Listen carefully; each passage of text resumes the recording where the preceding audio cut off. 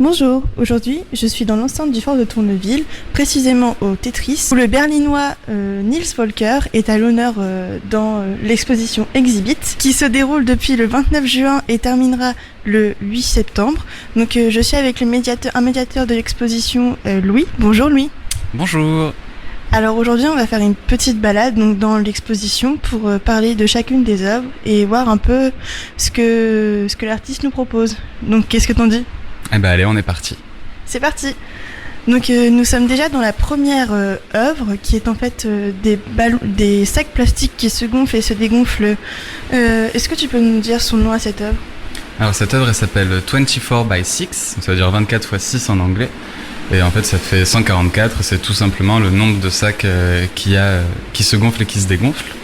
Parce que voilà, Nils Volker aime bien donner des titres génériques qui n'influencent pas trop le spectateur, pour justement laisser le spectateur se faire prendre ou pas d'ailleurs par l'œuvre et vraiment proposer une expérience sensible. Alors cette première œuvre, elle est dans une salle toute en blanc, donc je crois avoir lu que ça s'appelle la White Cube, et c'est vraiment assez spécial. En fait, on rentre directement dans le vif du sujet, une œuvre toute en blanc qui accroche les yeux et des sacs plastiques blancs. Est-ce que tu peux nous dire ce qui l'a inspiré pour faire cette œuvre-là ? Alors en fait, lui, il n'y a pas vraiment d'inspiration, si ce n'est trouver des objets du quotidien et jouer avec eux. En fait, c'est un grand enfant, Nils Volker, ça se sent très bien quand on lui parle. Et lui, il aime bien essayer des trucs. La programmation, il connaissait pas du tout il y a quelques années, donc il aime bien essayer de coder des choses pour voir les mouvements que ça crée.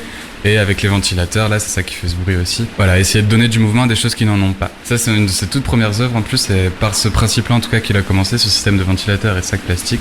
Donc, elle est assez importante pour lui dans son processus d'artiste. Donc, je te propose qu'on aille vers la deuxième œuvre, cette fois-ci, qui change totalement le décor. Cette fois-ci, nous sommes dans une chambre noire, littéralement, puisqu'il n'y a que des rideaux noirs autour de nous et un peu de rouge. Et l'œuvre qui est au centre de cette pièce, entourée de transats où l'on peut se reposer, eh bien, ce sont des sacs qui se gonflent et se dégonflent également. Enfin, ça a l'air de ressembler à des sacs, mais est-ce que c'est vraiment des sacs ? Alors oui, sauf que cette fois-ci, ce sont des sacs beaucoup plus gros que ceux de la première œuvre, et cette fois, ce sont des sacs aussi qu'il a construits lui-même. Les autres, c'était des sacs qu'il avait achetés directement dans le commerce. Ceux-ci, il trouvait pas la taille qui correspondait forcément, et donc il a acheté le plastique en rouleau, puis il les a cousus lui-même. Et puis en effet, donc là, en fait, c'est une partie de la salle de concert du Tetris. La scène est juste devant nous. Et donc voilà, l'œuvre prend toute la place. C'est une sorte de mise en scène aussi de l'œuvre, théâtralisation de l'œuvre d'art. C'est quoi son nom à cette œuvre-là ?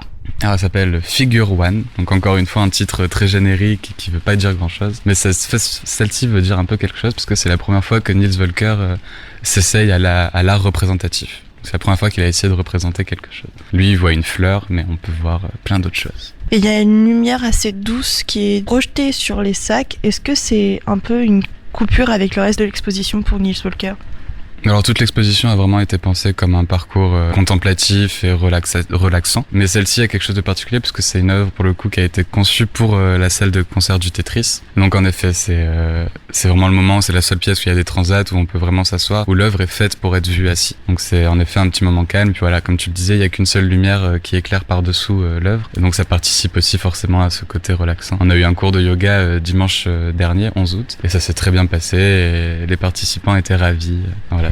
Ça se prête bien au jeu. Donc là, on va se diriger vers la troisième œuvre. Est-ce que tu peux nous en dire un peu plus ? Alors celle-ci, elle s'appelle 10 inches. Donc inches, c'est le pouce, l'unité de mesure. Donc ça fait 25 cm. Encore une fois, c'est juste le diamètre. Donc ce sont des frisbees. Donc le diamètre des frisbees que vous avez devant vous. Et donc en effet, il y a six paires de frisbees qui tournent sur leur propre axe.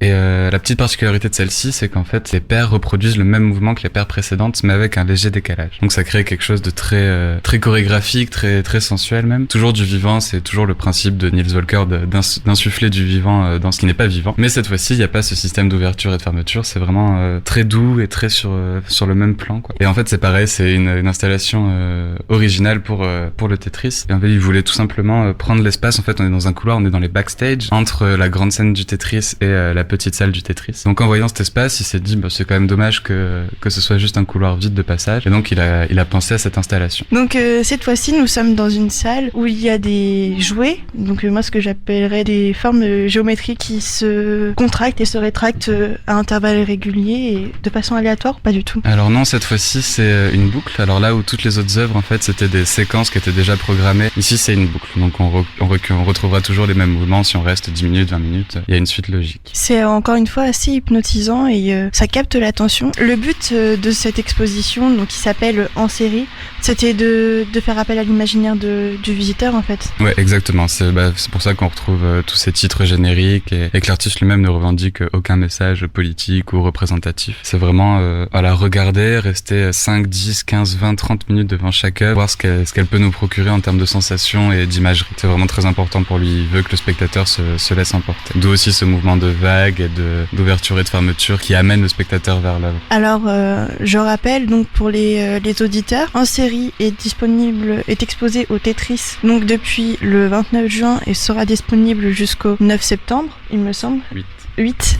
Le 9, il y a plus rien, donc vous serez en retard, donc venez avant le 8. C'est disponible donc tous les jours, sauf le mardi, jour de fermeture du Tetris, de 11h à 18h, avec des médiateurs comme lui qui seront là pour vous expliquer plus en détail et revenir avec vous sur les œuvres, sur vos impressions. Des visites guidées donc tous les dimanches à partir de 14h. Oui, c'est exactement ça.